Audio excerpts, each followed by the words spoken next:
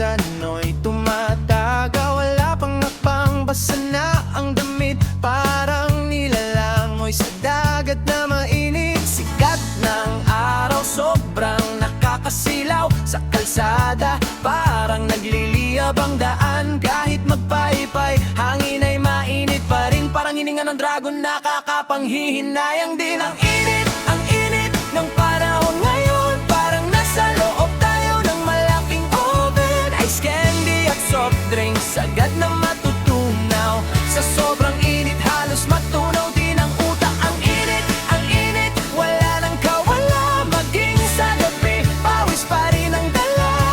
Sana naman ay bumuhos na ang ulan, para kahit saglit, lumamig ang kalooban.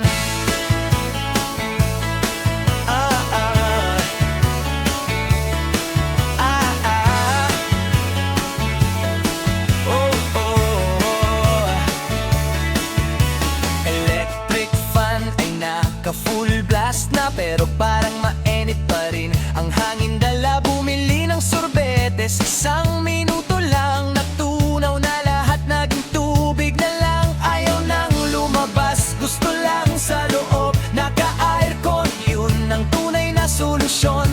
Pero kung walang pera, tiis na lang muna. Magbabad sa tabo o kaya ay magwalis.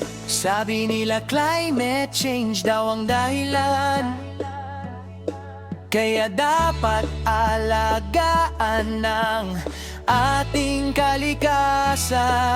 Pero sa ngayon, habang mataas ang araw, magdala ng payong at tubig. Huwag bababayaan ang sarili nga.